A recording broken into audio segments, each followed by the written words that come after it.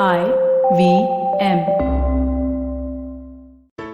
There's a quick survey to fill out on ivmpodcast.com/survey. It lets us know a little bit more about who's listening to us. And you know what? We're going to do a few prizes. So, we'll do a random drawing of maybe 10 people and we'll send you all some swag. Remember, that's ivmpodcast.com/survey where you can fill out the survey. Welcome to the second episode of Mind the Gender Gap, a podcast over 6 episodes in which we look at data, evidence, and stories to explore essential questions about women and work in India. Mind the Gender Gap is a collaboration between iWage, an initiative of LEAD at Kriya University focusing on women's economic empowerment, and India Spend, a public interest data journalism initiative. I am Sunaina Kumar, and I will be steering this conversation. In our first episode, which debuted on International Women's Day on 8th March, we looked at the many factors that keep women out of the labor force. India fares among the worst performing countries in the world when it comes to women's participation in work. And how do we know this? We have data that tells us that only 22.8% of women in India were working in 2019 and 2020. Data also tells us that Bihar has the lowest number of women in the labor force at 4.3%, while Himachal Pradesh has the highest at 59.2%. Indian women's estimated earned income is only 1/5 of men's, which puts us among the bottom 10 countries in the world. And we know that the time that women in India spend on unpaid and care work is 10 times more than men. Data can reveal many new facts, and it is one of the most powerful tools to address the gender gap, to frame policies, and to bring women into the economy. Good data is essential for India's progress, and lack of data leads to poor policy making and governance. In this episode, we will look at the stories that data tells us about women and their lives in the country, how India collects data on women, the gaps in data collection, why we need good gender data, and much more. It is an honor for me to introduce our 2 special guests today. Hema Swaminathan is professor at the Center for Public Policy at the Indian Institute of Management in Bangalore. She looks at inequality in income and wealth between men and women and female labor force participation in the country. And she has done some groundbreaking work on data on asset ownership of women in India. PC Mohanan is the former acting chairman of the National Statistical Commission. He has spent 3 decades working as a statistician for the Indian government and is one of the most enlightening figures on data in India. Mr. Mohanan is joining us from Kerala. Thank you to you both for joining us and welcome to the show. Thank you, Sunaina. Hema, let's begin with establishing why everyone should care for good gender data. So I'll ask, why do we need good gender data? What is the impact of gender data on policy and governance and actual outcomes on the lives of women? Right. Thanks for this question, Sunaina. I think you really laid it out quite well in sort of your preamble when you were introducing this topic about the need for gender data. I do want to make a slight distinction here between just thinking about gender data as something that's disaggregated by men and women and those kinds of issues, some of which we already have pretty good data on, say, education, for example, and on health from NFHS. But there's also this broader idea of what is called gender statistics, which is not only data that is disaggregated by gender, but also collects a lot of information on what might be enabling or constraining. Right? Because just the data by itself, when you say girls go to school or girls drop out, you don't know. You might need the additional information that there's no toilet in the public school, which is why they drop off in the secondary, because girls need access to safe toilets. So, right? So there's this broader idea of what we call gender statistics. So, well, that's just a distinction to make, I think, right at front, and that's very important. Well, we need to acknowledge the problem. If we don't know the status quo, we can't move beyond it. So if you don't know girls are not going to school, then how do you fix it? I think a very stark issue is that of violence. NFHS, the recent wave of NFHS is showing that violence has doubled in Karnataka, in the state of Karnataka, where I live, from about 20.6 to more than 44.5 for women in the reproductive age. Unless you know these stark facts, nobody's going to believe them, because, they're like, oh, I've never seen anyone beating their wives, depending on which class and strata of society you're talking about, right? Because people go by anecdotal evidence. You need large numbers, you need samples. So you need it for evidence. You need this kind of data builds, secondly, into very important for policy and programming, right? So now that you know violence exists, what can we do about it? Can we have legislations? Can we have police centers which are staffed by females? So some steps have been taken. And third, you also need to know monitoring of such legislations, right? So you do need gender data as well to think about these kinds of issues, right? So we've had the HSA, the Hindu Succession Act Amendment of 2005, which was path-breaking in the sense that it gave sons and daughters equal rights to inherit from ancestral land. Is it working? Do we have data disaggregated by men and women? How do we know that our legislations are working, right? So what doesn't get counted, what doesn't get measured, just doesn't feature at all in people's minds, just doesn't enter the realm of policy. And we know that from our national system of accounts, right? Women's work is invisible, it's reproductive work, it's largely in the care economy, and that doesn't enter the mainstream. So we absolutely need data for various kinds of purposes, for policies and for outcomes. Well, first of all, thanks for making that really important distinction between gender disaggregated data, which is one half of the issue, but also the importance of getting the right gender statistics. I have a follow-up question for you. Gender data gaps are persistent around the world. What are the biases in data collection that lead to women being left out of the picture? Right. I mean, that's a pretty complex question, and I'm going to try and be somewhat concise. So if it's not clear, just ask me for clarifications. Household survey data is still, at least for developing countries, the main source of data. In a lot of developed countries, you have access to very good administrative data, but still survey data is one of the main sources. But for developing countries which don't have good administrative data, you have household survey data. And when you do household surveys, typically what happens is you go to the household, you approach the patriarch, the head of the household, or someone who's the most knowledgeable, and in a country like India, who will have an interface with external actors, right? Namely your enumerators and data collectors. So right there at step one, you've lost the women. They are not being addressed. And this is problematic because in a lot of surveys, or almost all surveys, these men, largely men, are answering for every household member, which is a logistical issue that we deal with, right? You can't now go talk to everybody within the household. Is it practical? Is it feasible? Mr. Mohanan will probably say we don't have the budget, right, to talk to everybody in the household. But what happens when men are answering about others, particularly women, there's a lot of undercounting issues in terms of work. And these undercounting are not necessarily malicious. It happens because there is asymmetry of information. There is a measurement error. There is not a recognition of the kinds of work that women do, or you're just colored by your own perceptions, right? So this happens across domains. So if you do a time use survey, you refer to the time use, right? You go and ask a man about the time that a woman is spent doing various activities. There's going to be a lot of noise in the information that you get. So in my own asset survey, when we talk to men about who owns what and what do people get at, they would tell you what they think is right sometimes, because in their minds, women don't own property, right? So even if she did actually own something, they would not attribute it to her.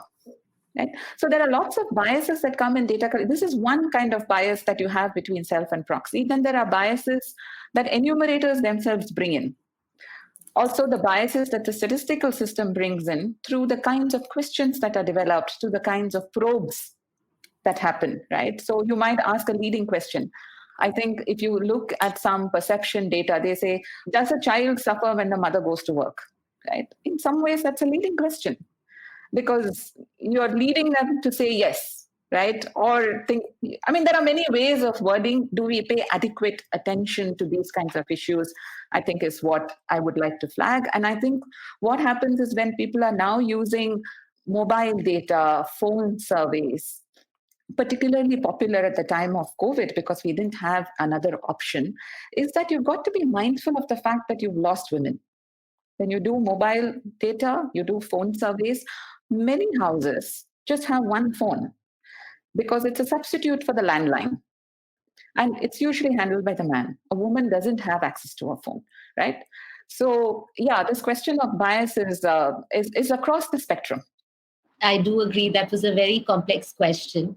And thanks for that attempt at answering it. You've actually touched on so many issues here, and I would like to return to some of them. But before we move on, I'd like to share with our listeners, if you're still wondering why we all should care for data, let me share a data story.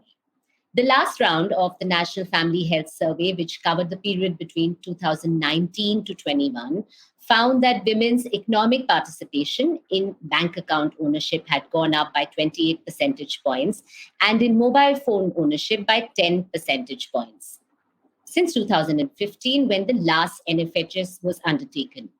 At the same time, the share of married women employed and getting paid had improved by only 2 percentage points, driven by a reduction in women's participation in the workforce. So, increased access to bank accounts and mobile phones did not lead to more employment as was expected. I'd like to bring in Mr. Mohanan now. And Hema, of course, has already looked at some of the biases that exist in data collection. I want to ask you, why do official surveys miss out on women, and in what ways? If we look at the periodic labor force survey and annual survey on employment and unemployment, which has been undertaken by the National Sample Survey Office since 2017, what are the gaps that you see when it comes to gender? Thank you. And happy that Hema has actually brought in some of the issues in data collection. Because I'll speak specifically from a data collection viewpoint, not on the real gender aspect directly. See, basically the surveys like the NSS or NFHS or any large-scale surveys, they are designed and implemented so as not to miss any segment of the population. And they are designed in such a way that they are representative, except for certain population like those in the correction centers or jails or defense units. All the population are really in the sample selection area. So in a physical sense, women are not missed out in the NSS surveys. You see that in all the data. So there is no physical missing of women, whether employed or unemployed. But what can happen is, in the context of labor force, in the context of measuring employment and unemployment, there are ways in which the recording can be slightly away from the actual picture. That can happen through many reasons. Even though the estimates are unbiased or statistically valid and all that, there are reasons to doubt that some of these representation of women's activities are not captured in a proper way. And this can happen through many ways. One of them, which Hema has already mentioned, it can happen from the respondent side. But you see, it's not that it's only the male members who are respondents. In the NSS, basically, we have 50-50 male, female, and 50 female, and 50% female respondent who actually answer the questions. But these are the head of the households, which mean the senior most people in the households, not necessarily the young people, even though they are available. So what is possible is that the head of the households may not have the full information, or may have something like, I don't say prejudice, preconceived notions about what is work and what is not work, or what the women do at home. So this could really affect whether they are male or female informants. It can still affect the quality of the response and the way in which the response are recorded. And the second thing, again, she mentioned is questionnaires, may not be really gender sensitive. This is one thing we all observed, because they are basically general neutral questionnaires. I mean, the same questionnaires are asked to men and women in the same way. Or, the information is collected in the same manner from men and women. So this kind of a questionnaire bias can come, and the perception of the informant, that two things. Third important thing in the context of employment, which you mentioned, what is the conceptual framework in which they are measured? that I think I will come to that later. But the conceptual framework for measuring employment is most important, other than any preconceived recording issues. And this we will like to discuss later on. I hope you will ask the question again. The last issue is, for surveys like the NSS or any official agencies, they need to bring out the employment indicators in a consistent manner over the years. You cannot suddenly change one particular survey, change the definitions and instructions, and bring out a new set of figures which are not comparable. So there is a pressure or a compulsion on official agencies to have a consistent series of indicators. And that is one reason that large-scale changes are not attempted in these questionnaires, though it is possible to do that. So what they do is they specifically have a different kind of survey, like the time use surveys, but they keep the main employment surveys intact so that you have the last 30 years of comparable numbers. I wanted to say that there is no physical omission of women in the surveys in that sense, but there are many ways in which the actual recording of the activities as perceived by we, or as perceived by the respondent, as perceived by the informant, all this could be different. And that is the issue actually. That's right. So as you said, there is no physical omission, but there are preconceived notions. I want to actually get into one of them now, Mr. Mohanan, and ask you this question. So the National Council of Applied Economic Research, which conducts surveys in India, has highlighted how survey respondents and interviewers categorize women and men differently. Women farmers or women who run small businesses are often categorized as homemakers, while men in the same occupations are considered employed. So the question is, are we undercounting women's work in India, especially as many women perform economic activities at home or family-based work? Yes, this question needs a little going back to the background of the measurement framework. First of all, there are certain activities which are well defined, in terms of economic activities, that is very well defined output, well defined duration of activities, or you have an employer, you have work contract, you have a remuneration, which is most important. So there are activities which can be easily identified in the light of these things, or what we call the formal sector or the wage employment. There is no confusion whether it's a male or a female working in this sector. There is no difficulty in identifying them as workers. Then there's a self-employment where you may not have all the same features like wage employment, but still, suppose I am running a shop. There's a very clearly defined economic unit which you can identify in the field, and certain questions can be answered. So it is still not as clear as the wage employment, but it's still okay. You can still identify somebody sitting there and working there, and you can still identify the activities of that. But if you expand this framework further, then we have the problem of a very blurred kind of boundary between economic and non-economic activity. And that is where most of the activities of the women actually come into play. These are basically, they are not wage employed or paid for any remuneration for the work, nor you can identify an economic unit around which these activities are done. And there is no fixed duration, which is important. And then multiple activities happen at the same time. And then valuation of output is not possible. If you do some job, what is output of that is not very clearly specified. So these are all what happens in the boundary of the economic activities. And that is where most of the women activities fall. And that is where we have the problem of measurement.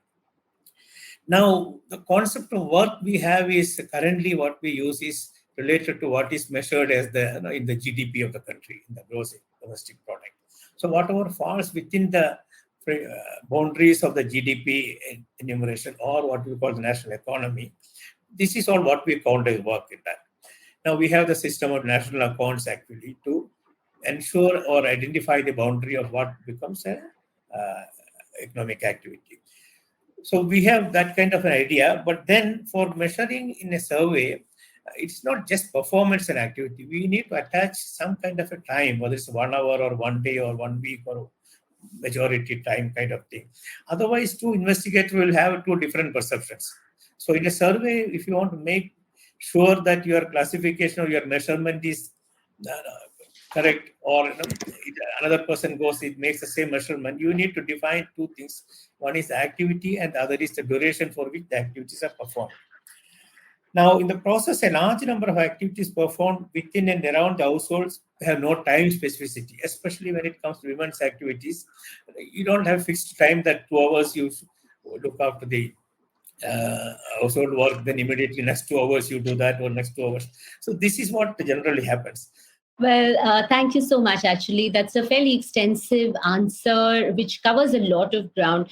Hema, I'd like to ask you. Well, first, if you have just a quick opinion on this question of, are we undercounting women's work in India?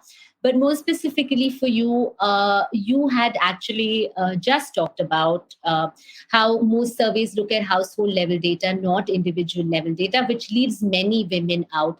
And this is something you have addressed in your work as well. So what sort of a wall did you hit with that? And what are your findings on women's asset ownership in India?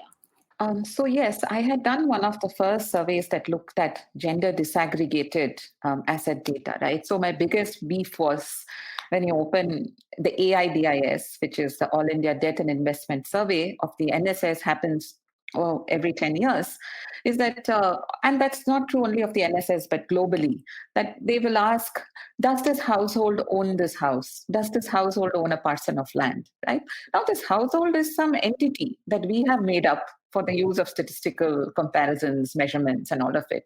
So a household number, 420 doesn't own house or a plot of land, right? Individuals living in that household. So what we automatically do with data like that is we assign it to maybe the head of the household, right? And then classify. A typical classification in gender analysis that you would find is male-headed households and female-headed households. And these are the units of classification. So house ownership among male-headed households is compared to house ownership among female-headed households. You're comparing apples and oranges. I mean, that just doesn't work, right? Because male-headed households are richer. Female-headed households are usually female-headed in India, not because they are recognized as heads. We don't live in a matrilineal community. They are probably widows or deserted, or maybe in rare instances, never married women, etc. Right? So their situation is very different. So you can't make this kind of comparison and say this is a gender comparison. It makes absolutely no sense. So when you do this headship kind of classification, you've lost access, you've lost your understanding about all the men who live in female-headed households. And of a much greater problem, you've lost a majority of Indian women who actually live in male-headed households, women who are married and who live with their spouses and other men, right? So the first wall that I hit when I was trying to do this survey was I spoke to a lot of people trying to get a sense of how to do this. And they said, oh, no. In India, women don't own anything. We have what is called a karta, right? And the karta owns everything. You can't go into a household and ask these kinds of questions. Nobody will answer. And yada, yada, yada. Very sort of discouraging. But, we went ahead, and much to our surprise, we found a really interesting data, right? So our questionnaire was developed such that we said, does the household own? And then we said, give us the IDs of the people who own this, because you've got your household roster, you've generated individual IDs. And so we said, now let's tell us who within the household actually owns. Of course, you find names coming up. And so then you are actually able to get at a sense of gender asset gap, in the sense of what is the difference between ownership rates between men and women. I didn't do this for all India. I would have liked the NSS to take this work ahead, but NSS, of course, completely refuses to listen. So I did this only for the state of Karnataka. This was also done in parallel in Ecuador and Ghana. So this was a multi-country study. And we found fairly, stark results in terms of ownership differences between men and women. So men obviously owned much more in terms of housing, in terms of land. And then we also asked valuation questions, and we found that for every rupee that men owned, I now forget the numbers, I think women owned like 19 paisa in terms of total physical assets. So we did this for all assets, right? And some of the results were, of course, when the results are presented to you, and we found that women tend to own jewelry and men tend to own land and the more valuable assets, people turn around and say, oh, did you have to do a survey to do this? I could have told you that before, right? But that is just anecdotal, right? You need the hard data, you need the hard evidence. Well, that was actually very interesting. And the first point that you made, where you said that when you did the study, most people said, did we need a study to know this? We already knew it. But that's also where data comes in. And it is so crucial for actually moving things along or trying to make a difference. And data throws up some really surprising facts. The time use survey, which was done after a long gap of 20 years in the country in 2019, showed that with increasing levels of education, the time spent on unpaid caregiving services increased among women. Women who are not literate spent 126 minutes a day on unpaid care. Those who had primary or middle school level of education spent 131 minutes, while women with secondary and above education spent 146 minutes. And this is not a trend that we see with men at all. Mr. Mohanan, you had actually talked about the challenges of collecting data on unpaid work by women in India, which is increasingly a very important issue. How can existing data on unpaid care work, like the time use survey, help governments frame policies? And are we seeing any innovation in that? Thank you. As I mentioned earlier, and what comes out from what Hema has also said, macro studies like the NSS national surveys have a limitation. They basically bring out a lot of facts, but these facts cover up a lot of micro facts. I mean, because you have an average, you are trying to do what you produce. And India being such a diverse country, just quoting a figure at the national level doesn't make much sense. Even NSS, if the time use surveys or any employment surveys, and you quoted the figure of Bihar and the Himachal Pradesh, there is so much diversity that comes out between the regions and between the states and between gender or between any other age groups and all that. So most of the macro studies have this limitation, including the time use survey. Time use survey is also a nationally administered survey. Standard questionnaire followed all across the country. That again sometimes may not reflect what happens in a village in Karnataka or in Kerala or other places.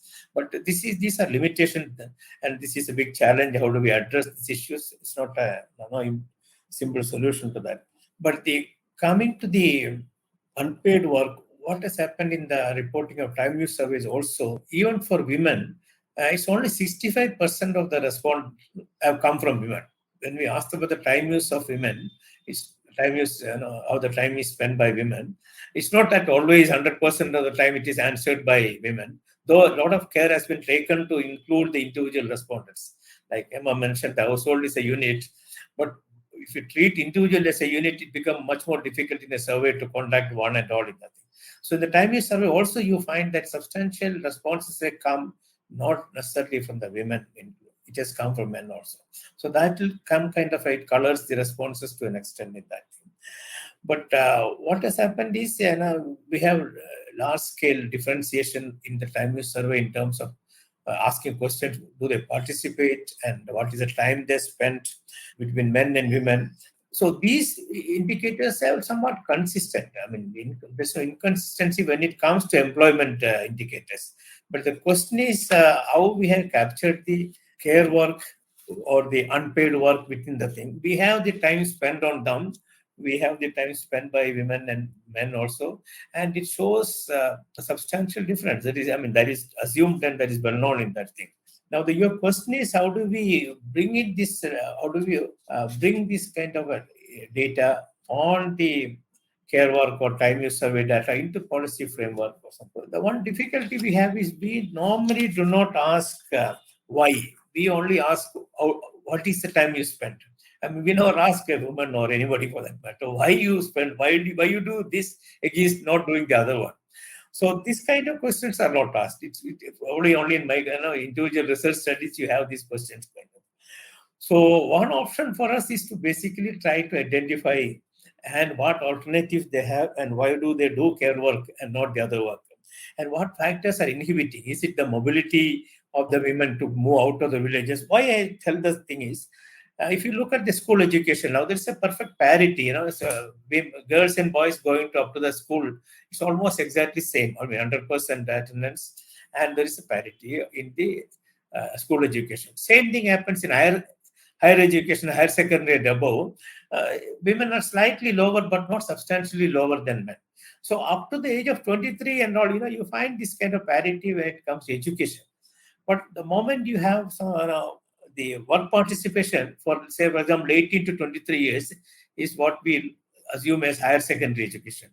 Now, the work participation rate for this group is something like 41% for boys. I mean, the age group 18 to 23. It's only 9% for girls. And then you have the next age group where you go for college and higher education, PhD and all that thing. That is 24 to 30. Again, the more boys are in the higher education thing, but the work participation becomes 84% for boys or men, and then 19 only for men. So it is at the very starting point, there is this difference coming. That is the age where you expect more girls or more women to be in the. But while in the education field there is a parity, when it comes to employment, there is almost. So why do the women not take up employment after this education, just as men do? And these are the questions which are not addressed in any of the surveys. Why it happens? And that is it's a drawback in most of the surveys. And I don't think there's any micro survey unless you do really a planning kind of thing. You can't really get this. And then, as I mentioned earlier also, the time spent in the activities, what is happening, what is a different thing. The average per day time spent by working women in employment is something like 2 hours less than men. I mean, among those people who are reporting work-related activities, suppose men spend 8 hours, then the average time for women is about 6 hours only. So it's a slightly, that means they are not doing as full-time job as men, even if they are reporting as employed. Now, if you add the not only employment, SNA-related activities, this further goes up to substantially the time difference. So your question of how do we take care of these unpaid activities?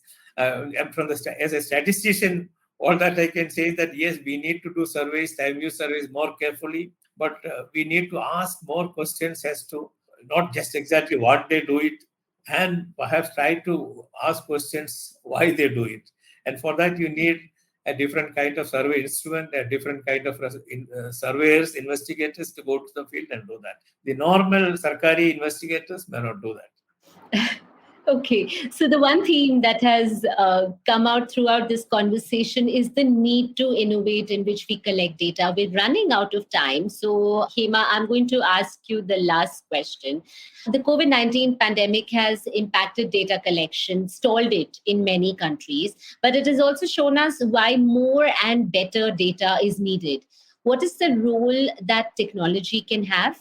Can there be new sources of data like mobile phones that fill in the gaps in gender data gathering? And where does that leave women who often lack access to technology? Thanks, Sunaina. I think it's very important that I think COVID has really shown us.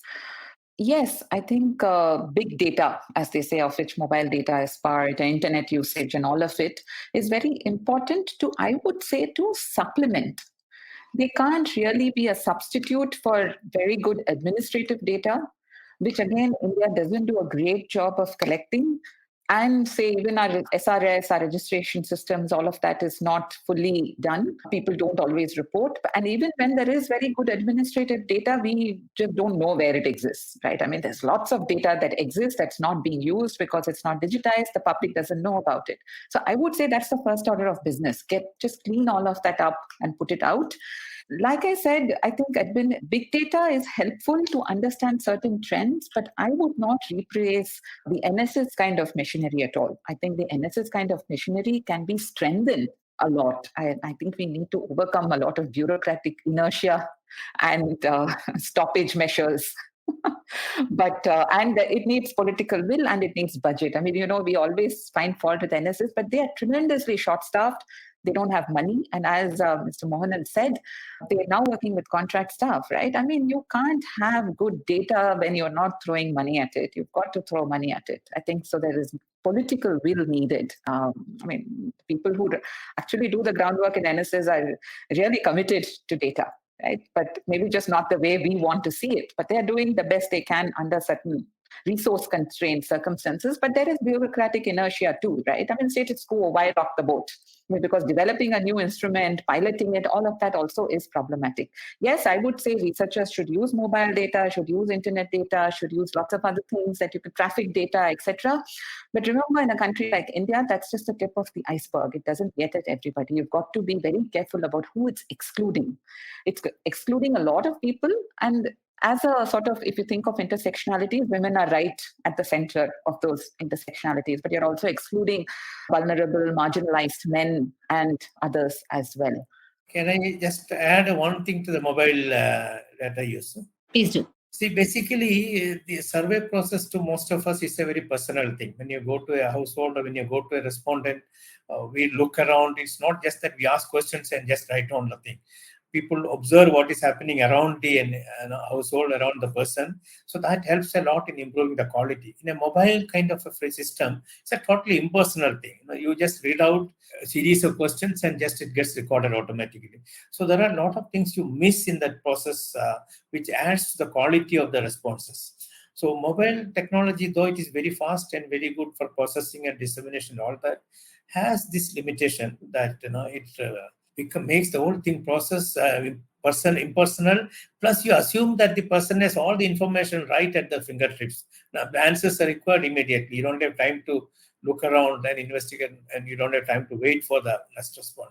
So one has to be very cautious in using a mobile technology for large-scale surveys like the NFHS or NSS, where you need a lot of questions that we asked, a lot of things are to observe, and you have to counter question them, you have to cross-examine them to see the responses. All that is not possible.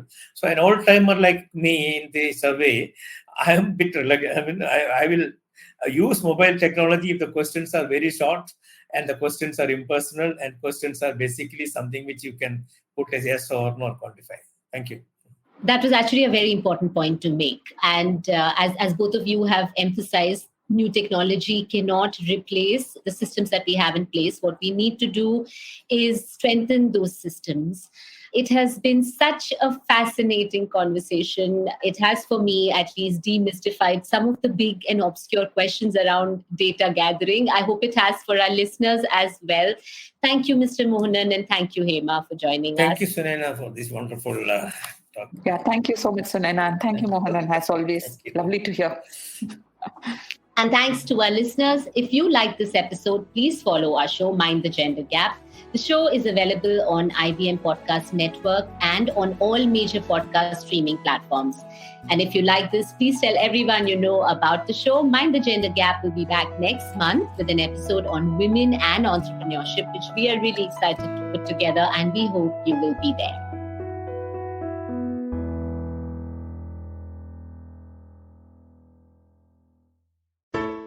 Hey, it's been another great week on the IIM Podcast Network. On The Habit Coach, Ashton meets Devangana Mishra. She is the CEO and founder of Brain Bristle, and this Autism Awareness Month, they discuss how we can understand autism better. The Simplified hosts ponder over how form dictates content, whether it's going from CDs to streaming or blogs to Twitter. On Voices for Water, Karthik talks to Dr. Veena Srinivasan. She is the lead of the Center for Social and Environmental Innovation. They deep dive into the importance of investing in water waste treatment. On Say No to Drama, Chetna tells us why work friends are essential and how they influence our overall performance. And on All Things Policy, the Takshashila folk analyze the implications of China's genetic resource guidelines. Do follow us on social media. We're IIM Podcast on Twitter, Facebook, Instagram, and LinkedIn. And remember, if you're enjoying this show or any of our other shows for that matter, please do tell a friend. Also, don't forget to rate us on any of the platforms you're listening to us on, including the one you're listening to us on now. And also, please do check us out on YouTube. We have a number of channels. They're all available on ivimpodcast.com/YouTube. We're also doing a small listener survey to help us understand you, the listener, better, and how you like our shows, how you respond to the advertising, and so on. We'd really appreciate it if you could spare a few minutes to fill it out. It's at ivimpodcast.com/survey. And finally, we'd like to thank our sponsors on the network this week: SBI Life Insurance, India Water Portal, and Jupiter, a digital banking app. Thank you so much for making this possible. We know you love fast food, fast fashion, faster payment. lightning fast internet speed. Then why not fast information? On Think Fast, where we discuss the latest developments in the world of technology, business, marketing, pop culture. With a side of sarcasm and my dad jokes, not just mine. Not mine, Varun. My jokes are funny. So join me, guys, the funnier one, Suchita Salvan, co-founder of LBB. And me, Varun Dugirala, the co-founder of The Glitch, as we think fast only on the IVM network. Fresh episodes out every Monday. On the IVM app, website, or wherever you get your podcast from.